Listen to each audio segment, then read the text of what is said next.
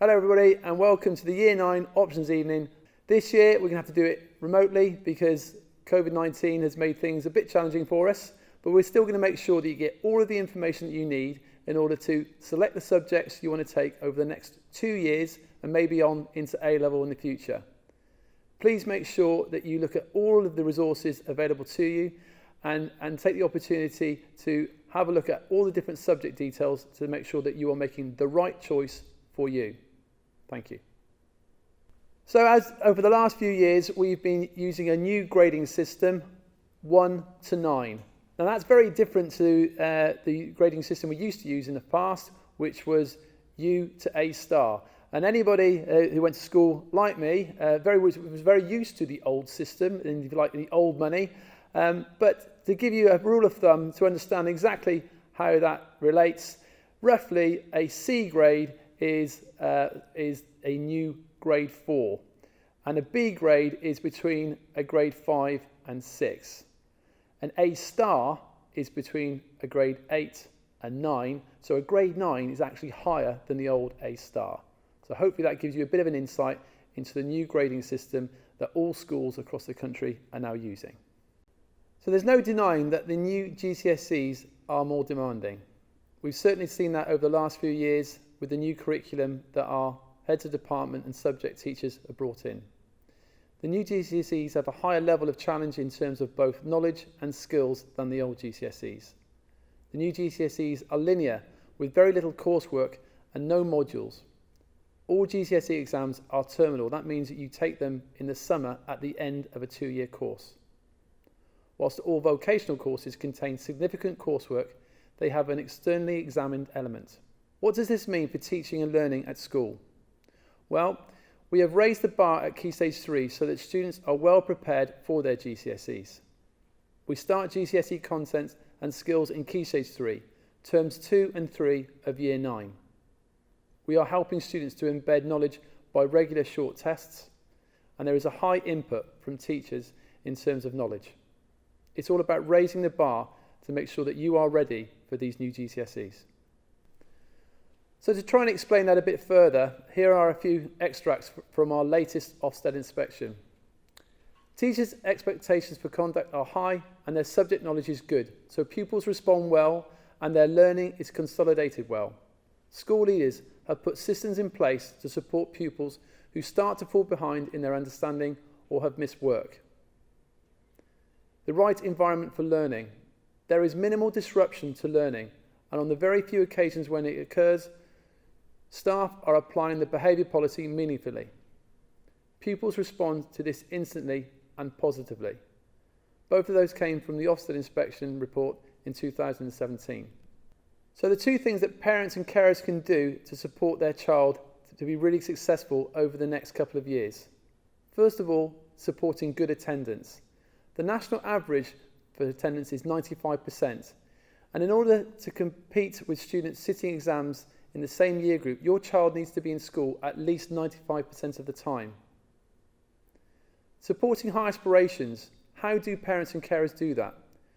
Students will need to do a substantial amount of work out of school. That's independent learning that they need to complete each night.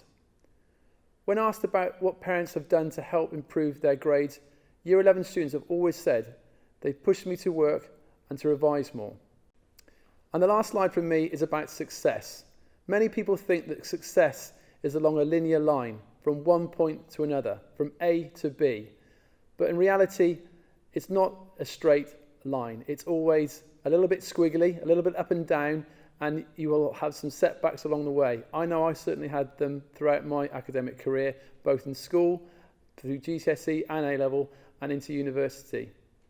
But you will get there, and you'll get there with support from the teachers and the support staff, both pastorally and academically, to make sure that you are able to fulfil your full potential. Good luck for the future. Hello Year 9, my name is Mr. Toomey, and as Deputy Head at the Academy, one of my jobs is to manage the Key Stage 4 options process. This is a really important couple of weeks for Year 9 students because the decisions you take will shape the subjects that you study for the next couple of years. My intentions are to outline the support you can expect to receive from staff here at the Academy to ensure that you make good decisions about your Key Stage 4 options. I'm sure you're wondering who this fantastic looking young man is. This is myself on the first day of school, aged around 5. The reason I'm sharing this image is because this slide details the journey that every student goes on their way through school. At Key Stage 2 and at Key Stage 3, students are used to studying a broad range of subjects, often as many as 12 subjects for students in Year 9 at the Yr9 Academy. In Key Stage 4, following the Year 9 options process, students study less subjects, typically 8 subjects. We run a second options process in Year 11 to assist students in making decisions about which subjects they will continue to study in the sixth form.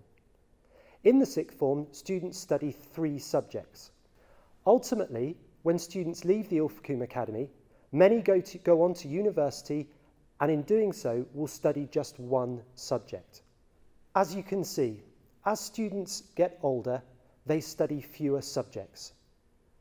What we hope is that following effective guidance provided by the school, students are able to focus on studies in subjects that they enjoy and studies that they can achieve well within. The guidance that we provide you with today will help support the decisions you take about which option subjects you continue to follow in Year 10 and Year 11. There are, however, some subjects that every student must continue to study, both here at the Yr9 Academy and at other schools. Those subjects are English, Maths, Science, PCRE and PE. There are 14 option subjects that students can select from during the Key Stage 4 options process. Those 14 subjects can be grouped into families of subjects: the humanities subjects, modern foreign language subjects, technology subjects, creative and expressive subjects, vocational subjects. We do offer some other subjects by invitation only, and those include study support, life skills, and the unit award schemes. You will be familiar with a number of the subjects that you can choose within this options process. A large number of the new qualifications introduced in Year 10 would be described as vocational qualifications. A vocational qualification has been specifically designed to link to an area of industry. For this reason, they include large elements of practical work and you gain hands-on experience. The new GCSE qualifications are graded from 1 to 9. However, the vocational qualifications are graded on a system of pass, merit and distinction.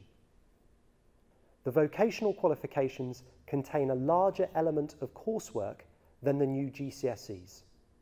And this is worth bearing in mind as you make your option choices over the next week or so. It is really important that you have a balance to the subjects you take in Key Stage 4. Subsequently, our guidance requires you to select either a humanity or a language subject. You may choose to take a humanity and a language. In addition, to ensure balance, we would advise that all students consider picking a creative, expressive, technology or vocational subject. For some students, we may make exceptions to this guidance. We would advise students to consider the following things when making their options choices. What subjects do you like? What subjects are you good at? What careers are you interested in? And maintaining breadth and balance to the subjects you take in Key Stage 4. This means that from the 14 subjects available to students in Key Stage 4, students must select 3, of which one choice must be history, geography, French or Spanish. On Tuesday the 8th of February, we will publish a link to an online options form. When completing this form, you must input some simple information, such as your name and tutor group.